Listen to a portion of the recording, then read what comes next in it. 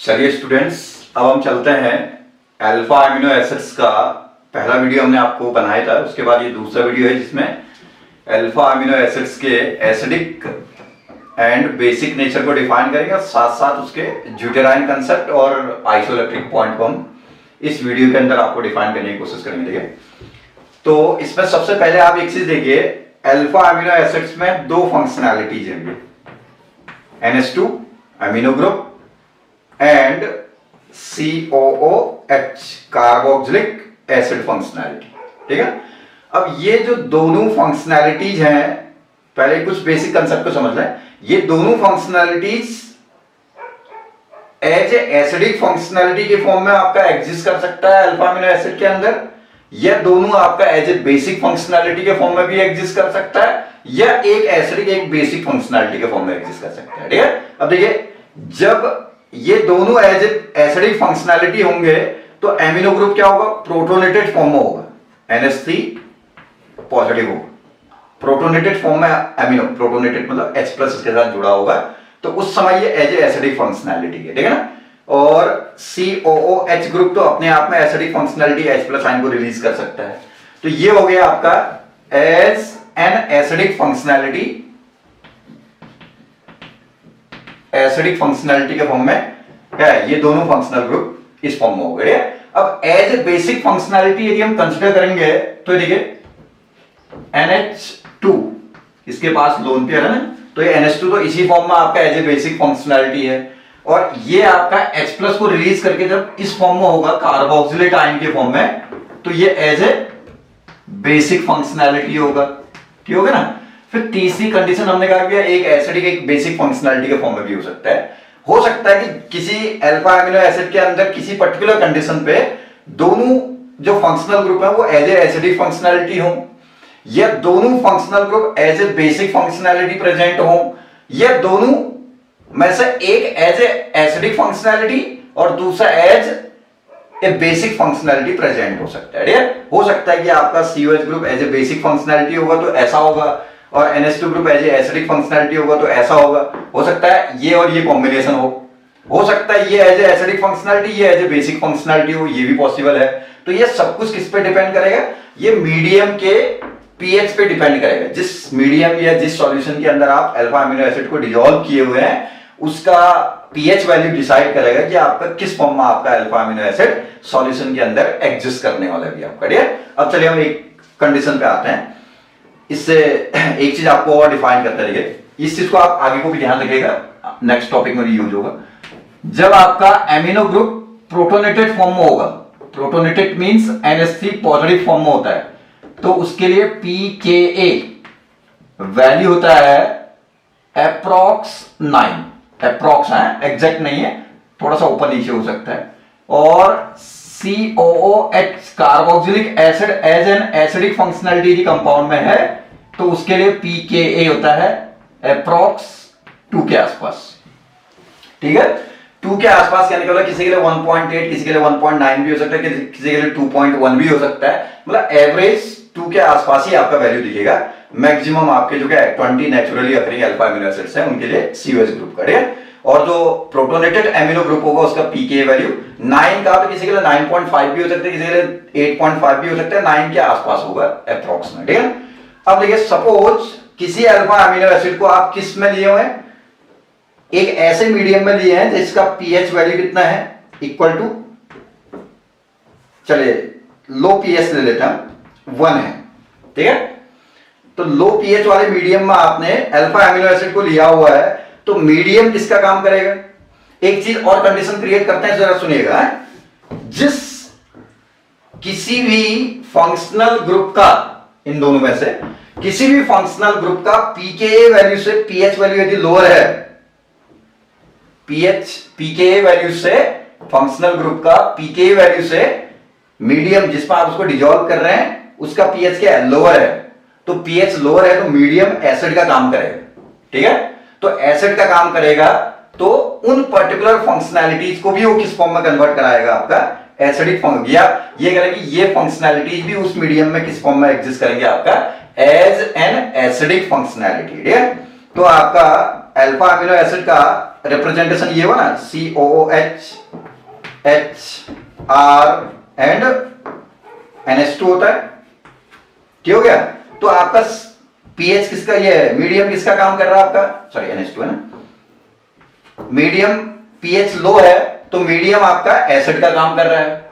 तो ये क्या करेगा, यहां पे NH2 ग्रुप बेसिक नेचर का है ना, लोन पेयर है इसके पास, तो बेसिक नेचर का है, तो ये एसिड का काम करेगा। तो एसिड अपना H+ इसको प्रोवाइड करके इसको किस फॉर्म में कन्वर्ट कर देगा, NH3 पॉजिटिव प्रोटोनेटेड फॉर्म में कन्वर्ट कर देगा। तो ये भी प्रोटोनेटेड फॉर्म में आ गया, ये तो ऑलरेडी आपका एसिडिक फॉर्म में ही हो गया, ठीक है।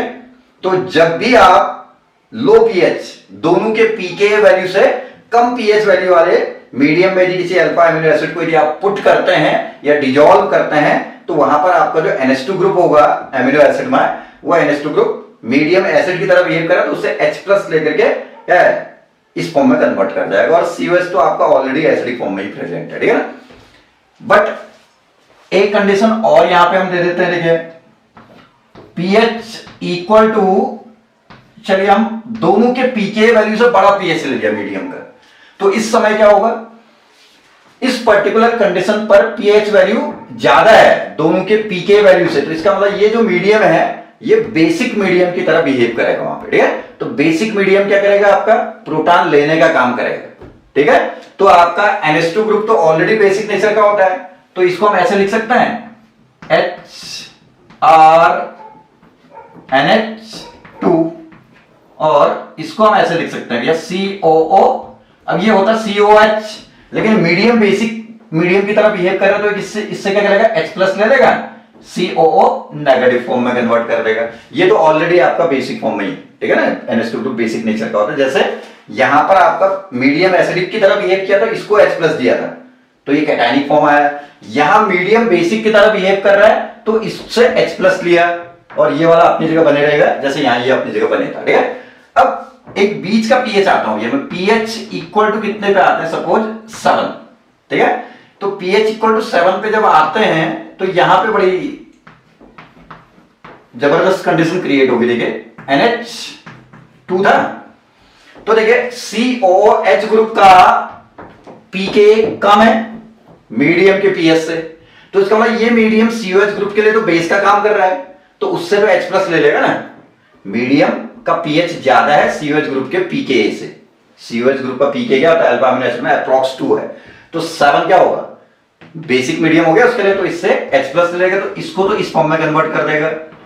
और NH2 ग्रुप का पीके क्या है, ज्यादा है इस मीडियम के पीएच से, तो ये मीडियम NH2 ग्रुप के लिए क्या होगा, NH2 सॉरी ये क्या था, ये जो आपका ये क्या कहते हैं इसको, प्रोटोनेटेड अमोनियम आयन है, उसका पीके कितना है 9 है, और पीएच मीडियम का कितना है 7 है। तो इसका मतलब ये क्या करेगा भैया, ये क्या करेगा, इस एसिड की तरह बिहेव करके इसको H+ प्रोवाइड करेगा और इसको इस फॉर्म में कन्वर्ट कर देगा, ठीक है। जिसका पीके ज्यादा है उसके लिए एसिड की तरह बिहेव कर रहा है, ठीक है ना, और जिसका पीके कम था उसके लिए बेस की तरह बिहेव कर रहा है, तो एक से प्रोटॉन लिया, एक को प्रोटॉन प्रोवाइड करेगा मीडियम, ठीक है। तो ये हो गया हमारा अल्फा अमीनो एसिड्स का 3 डिफरेंट कंडीशन, लो पीएच पर ऐसा, हाई पीएच पर ऐसा, एक intermediate pH value pH equal to 7, जो नॉर्मल आपका फिजियोलॉजिकल आपका जो क्या है पीएच होता है अल्फा अमीनो एसिड्स का, जितना भी फिजियोलॉजिकल आपका सिस्टम्स होते हैं उसमें अप्रॉक्स आपका पीएच वैल्यू 7.23 के आसपास ही रहता है, तो ये एग्जैक्ट इसलिए मैंने 7 के आसपास की वैल्यू को ही कंसीडर करके चल रहा हूं। तो ये कहता है कि आपका ये जो आपका स्ट्रक्चर बना हुआ है अल्फा अमीनो एसिड का एक इंटरमीडिएट पीएच वैल्यू पर, ठीक है, जबकि आपका इसके ऊपर ओवरऑल चार्ज, नेट चार्ज 0 है, 2 पोल तो है, नेगेटिव और पॉजिटिव पोल है, लेकिन ओवरऑल इलेक्ट्रिकली क्या है neutral, dipolar but overall electrically neutral structure of alpha amino acid, that is known as zwitterion structure. हमेशा ये ध्यान रखेगा कि आपका अल्फा अमीनो एसिड आपका क्या है एक और फॉर्म में आपका क्या है एग्जिस्ट करता है, जिसका नाम क्या कहता है आप ड्यूटेराइन स्ट्रक्चर कहते हैं, जो कि आपका क्या है डाइपोलर है, 2 पोल है, तो डाइपोलर बट ओवरऑल क्या है न्यूट्रल, 1 + 1 - तो ओवरऑल न्यूट्रल हो गया, dipolar but electrically neutral structure, that is known as कौन सा zwitterion structure of alpha amino acid, ठीक है ना इतना। देन मोस्टली जितना भी मैंने कहा फिजियोलॉजिकल सिस्टम्स हैं वहां पे अल्फा अमीनो एसिड का क्या है जो नेचर होगा वो ये होगा, क्योंकि फिजियोलॉजिकल सिस्टम के अंदर पीएच वैल्यू ज्यादातर कितना है 7.23 के आसपास रहता है, तो वहां पे अल्फा अमीनो एसिड का एग्जिस्टेंस जो होगा आपका किस फॉर्म में होगा, ड्यूटेराइन फॉर्म में होगा भी आपका। ठीक है, तो ये तो हो गया ड्यूटेराइन फॉर्म। तो आप डिफाइन करना चाहेंगे ड्यूटेराइन को, तो आप पहले तो आप ये डिफाइन करें कि अल्फा अमीनो एसिड्स के अंदर आपके दो functionality, amino and carboxylic acid functionality, दोनों functionality as an acidic functionality भी सिचुएटेड हो सकते हैं अल्फा अमीनो एसिड के अंदर। ठीक है ना, और जैसे इसमें दिख गए दोनों एज एसिडिक, ठीक है, और as a basic functionality present हो सकते हैं जैसे उसमें दिख गए आपको, और एज ए एसिडिक एक बेसिक के रूप में भी आपको एग्जिस्ट करते हुए दिख सकते हैं, तो ये हो गया जैसे इसमें दिख रहा है। तो ये कहता है कि आपका जब एज एन एसिडिक फंक्शनैलिटी होंगे दोनों, तो ये होगा सिचुएशन। ठीक है, NH3 ने NH2 एक H+ को लेकर के प्रोटोनेटेड फॉर्म होगा तब एसिडिक फंक्शनैलिटी के फॉर्म में कहलाएगा। COH तो एसिडिक होता है जानते हैं, और ये NH2 के बाद लोन पेयर होता है बेसिक होता है जानते हैं। COH पे H+ निकालेगा तो कंजुगेट ये भी क्या है, बेस होता है, तो ये एज एन बेसिक फंक्शनैलिटी है दोनों। ठीक है, अब एक चीज हमने आपको बोला कि प्रोटोनेटेड अमोनियम का जो एमिनो ग्रुप का जो pK है वो 9 होता है अप्रॉक्स।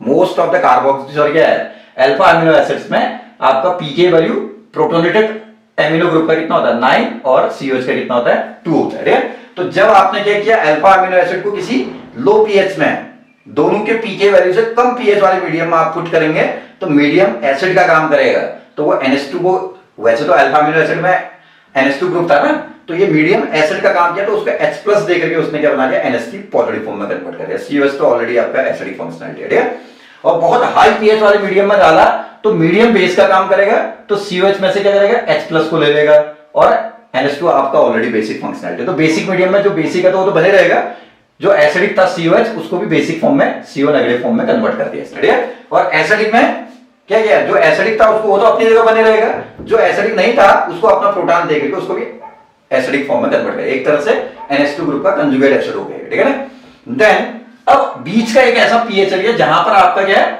इन दोनों में से एक के pK से ज्यादा है पीएच मीडियम का, और एक से क्या है कम है, तो एक प्रोटॉन देगा एक प्रोटॉन लेगा, तो आपका क्या हो, इसने लिया इसने निकाल दिया। ठीक है, तो ये आपका बना dipolar but electrically neutral structure, that is known as zwitterion structure of the alpha amino acid. इतनी बात मेरे ख्याल से आपको समझ में आती है ड्यूटेराइन कंसेप्ट। ठीक है ना, अब इसमें एक और कंसेप्ट आता है जिस कंसेप्ट को हम डिफाइन करेंगे, दैट इज आपका आइसोइलेक्ट्रिक पॉइंट। ठीक है, देखिए आइसोइलेक्ट्रिक पॉइंट क्या होता है जरा सुनिएगा। आइसो इलेक्ट्रिक पॉइंट, इसको हम डिनोट करते हैं PI से, जैसे PH होता है ना ऐसे PI हो।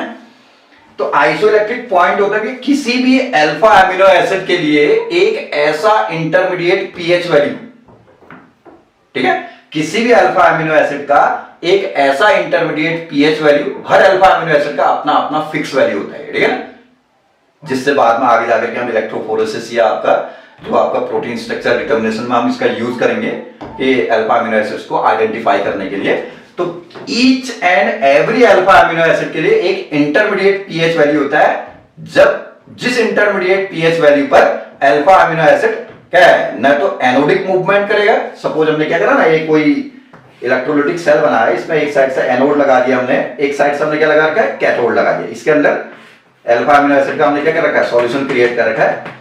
तो ये कहता है कि इस अल्फा अमीनो एसिड के सॉल्यूशन में एक ऐसा इंटरमीडिएट पीएच वैल्यू होगा, हर अल्फा अमीनो एसिड का अपना अपना फिक्स होगा। ठीक है, जिस इंटरमीडिएट पीएच वैल्यू पर आपका क्या होगा भैया, अल्फा अमीनो एसिड न तो एनोडिक मूवमेंट करेगा न ही कैथोडिक मूवमेंट करेगा, that intermediate pH value of the alpha amino acid is known as isoelectric point. सबका अपना अपना डिफरेंट होगा आइसोइलेक्ट्रिक पॉइंट वैल्यू। ठीक है, मेरी बात समझे ना, हमने क्या किया, किसी भी अल्फा अमीनो एसिड के सॉल्यूशन में एक ऐसा इंटरमीडिएट पीएच वैल्यू जहां पर अल्फा अमीनो एसिड का एनोडिक या कैथोडिक मूवमेंट आपका क्या होता है रिस्ट्रिक्ट हो जाता है, रुक जाता है, या कोई भी मूवमेंट नहीं एग्जिबिट करता है, तो उसको कहा जाता है उसका आइसोइलेक्ट्रिक पॉइंट, उस इंटरमीडिएट पीएच को कहते हैं। ठीक है, अब वो इंटर क्या है आइसोइलेक्ट्रिक पॉइंट या वो इंटरमीडिएट पीएच कैसे निकलेगा और क्यों इन सारी कंसेप्ट को मैं डिफाइन करने के लिए मैं एक एग्जांपल को पकड़ता हूं आपको, जरा देखिए ये ना NH2 CH2 CH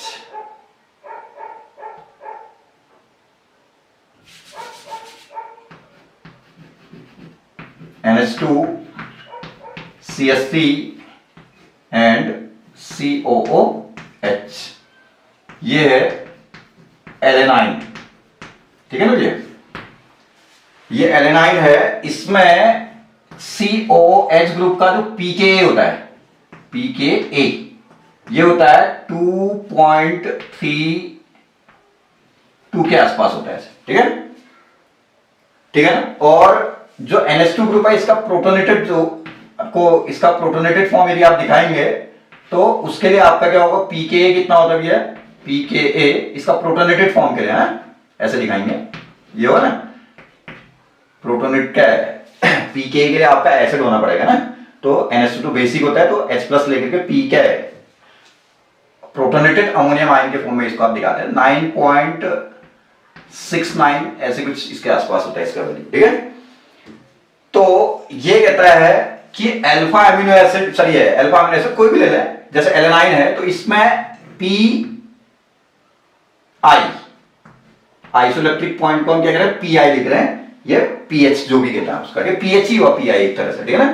तो पी के ए प्लस पी के, सॉरी इसको ऐसे लिख लो, पी के ए 1 प्लस पी के ए 2, बहुत कॉम्पिटिटिव एग्जामों में ये आता है ये क्वेश्चन है अपॉन 2, तो कितना आ गया आपका ये 9.69 प्लस 2.32, जैसा मैंने बोला ना, हमने कहा था सीओएच ग्रुप का पीके वैल्यू सारे अल्फा अमीनो एसिड्स के लिए 2 के आसपास होता है, जैसे इसमें 2.32 है, ठीक है ना, तो आपका अप्रॉक्स 2 के आसपास है। जैसे ये 9 के आसपास होता है हमने प्रोटोनेटेड अमीनो ग्रुप के लिए, तो आपका 9.69 है, तो थोड़ा सा उससे ऊपर या नीचे चलता है, लेकिन अप्रॉक्स 9 पॉइंट समथिंग या 8 पॉइंट समथिंग या वहां 2 पॉइंट समथिंग या 1.89 ऐसे कुछ समथिंग चलेगा, ठीक है, डिवाइडेड बाई 2, तो ये आ जाएगा आपका कितना 136 प्लस 3 9 0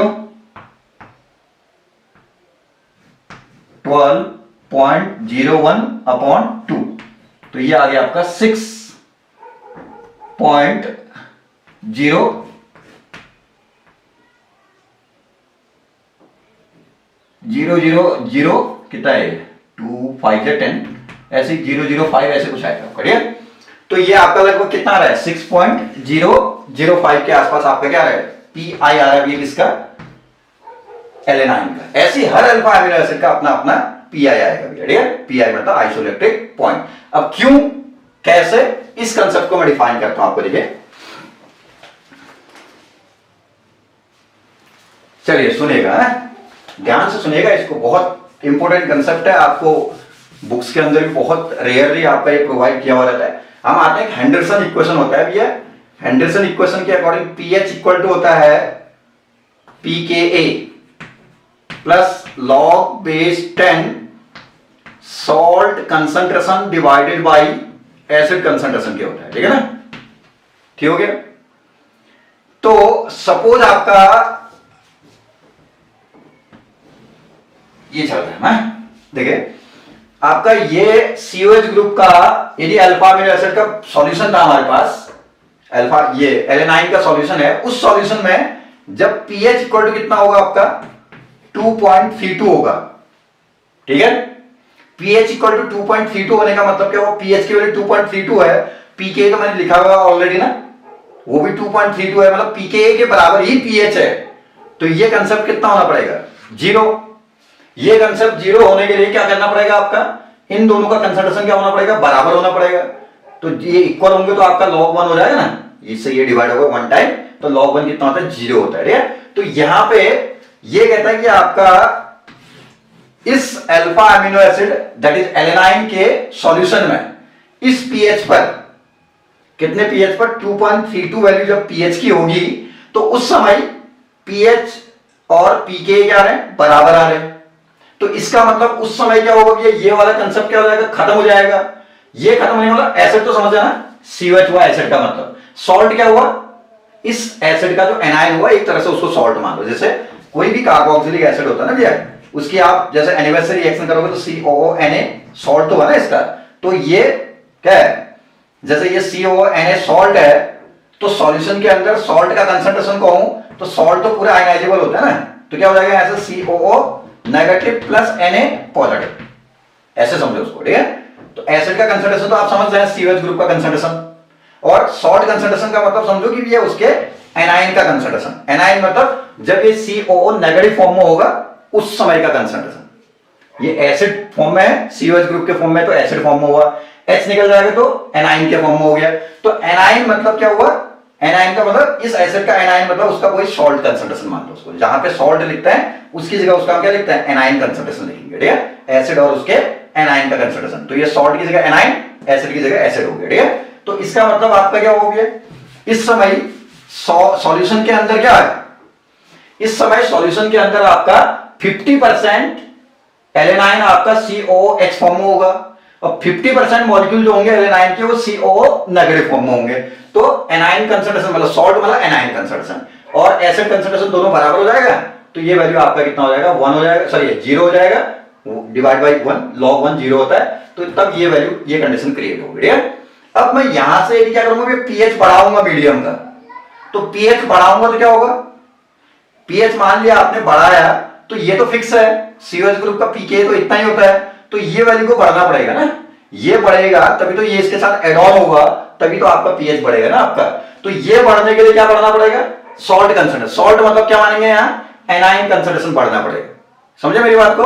तो एनाइन कंसंट्रेशन बढ़ने के लिए क्या होना पड़ेगा, इसका COH कंसंट्रेशन कम होना पड़ेगा और एनाइन कंसंट्रेशन बढ़ना पड़ेगा। पहले 50-50 थे दोनों, 50% मॉलिक्यूल आपका COH फॉर्म में थे, 50% CO नेगेटिव फॉर्म में थे, तो हमने पीएच मैंने कहा कि आपका 2.32 से बढ़ेगा तो ये एनाइन का कंसंट्रेशन बढ़ेगा, तो एनाइन कंसंट्रेशन बढ़ेगा तब जाकर के आपका पीएच क्या होगा, बढ़ता है। ये बात समझ में आई ना, पीएच में 2.32 से ज्यादा कर रहा हूं तो ये फिक्स है, तो इसको बढ़ना पड़ेगा। इसको बढ़ने के लिए सॉल्ट का मतलब यहाँ पे एनाइन से, एनाइन का कंसंट्रेशन बढ़ना पड़ेगा, एसिड कंसंट्रेशन घटना पड़ेगा, तब ये बड़ी वैल्यू आएगी, तो ये बड़ी वैल्यू इसके साथ ऐड होगी तब ये पीएच बढ़ेगा, ठीक है।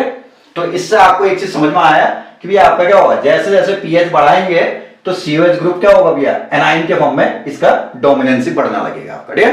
अब हम बात इस पे आते हैं, इस पे, ठीक है। देखिए यहां पे इसका pK कितना है, इस फॉर्म का pK कितना है, इतना, तो यहां पे pH का फॉर्मूला फिर लगाओगे आप, pH equal to pK plus log base 10 salt upon क्या, एसिड। अब यहां पे एसिड कौन है, यहां पे एसिड NH3 पॉजिटिव है, ठीक है। NH3 पॉजिटिव में से हमने क्या निकाला, H प्लस निकाल दिया है, जैसे इसमें से H प्लस निकाल तो एनाइन बना था ना, तो उसको मैंने सॉल्ट की जगह पुट किया था।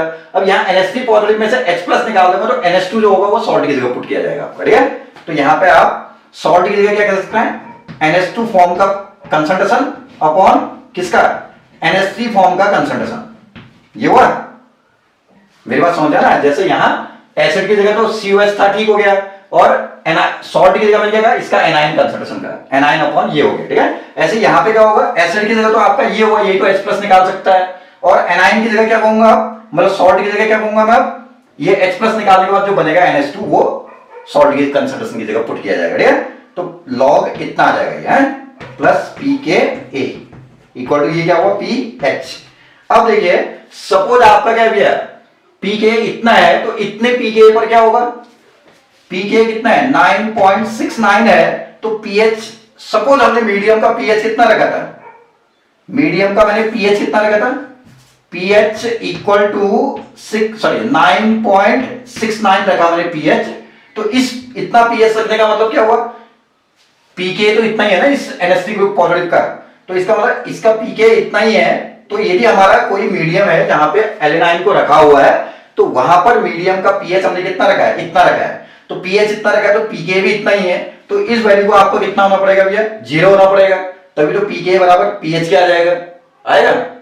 हमको ये वैल्यू खत्म होगा तभी तो हम कर पाएंगे भैया आपका pH इक्वल टू कितना, pK, तो इसका मतलब pH इतना है तो आपका pK भी उतना ही है, तो दोनों को बराबर होने के लिए इसको खत्म होना पड़ेगा। खत्म कैसे हो सकता है, जब दोनों का कंसंट्रेशन क्या होगा, इक्वल हो। कहने वाला इतने pH वैल्यू पर 50% एलेनाइन NH3 पॉजिटिव फॉर्म में होगा 50% एलेनाइन NH2 फॉर्म में होगा, H प्लस निकल करके NH2 फॉर्म में, ठीक है। अब मैं क्या करूं, यहां से देखो पीएच वैल्यू को कम करूं यार, पीएच कम करूंगा तो क्या होगा, पीएच कम कर रहा हूं, अभी तो पीएच इतना है ना, पीके भी उतना ही है, तो ये खत्म हो गया था, जीरो हो गया था, ये इक्वल हो गया तो जीरो हो गया था, तब मैंने कहा 50% इस फॉर्म में, 50% NH2 फॉर्म में। अब मैं पीएच को कम कर रहा हूं तो ये तो उतना ही रहेगा, कितना 9.69, ठीक हो गया।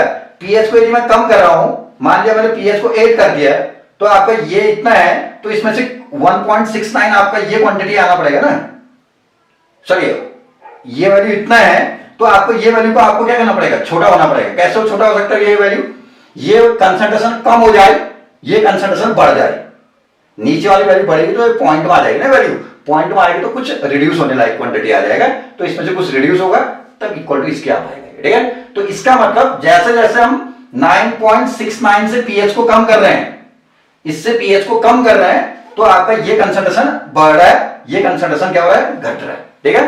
तो ये कंसंट्रेशन बढ़ रहा है तो NH3 पॉजिटिव फॉर्म इंक्रीज कर रहा है, ठीक है। तो आपको एक चीज दिखा देखो, जब आप 2.32 से पीएच को बढ़ा रहे थे तो COH में से ये वाला बढ़ना था ना उसमें, तो CO नेगेटिव आयन कंसंट्रेशन बढ़ रहा था, मतलब इसका एनाइन फॉर्म बढ़ रहा था, ठीक है। और जब यहां से पीएच को आप क्या कर रहे हो, कम कर रहे हो, तो यहां कैटाइन का कंसंट्रेशन बढ़ रहा है।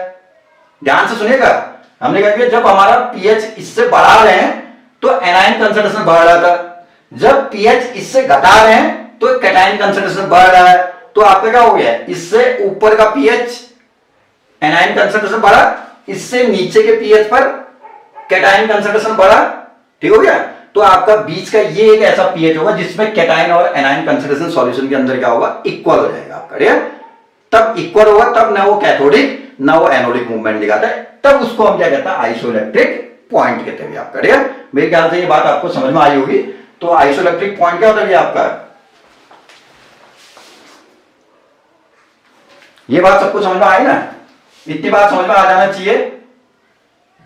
इससे बफर से चलना है, बफर से, ठीक है ना।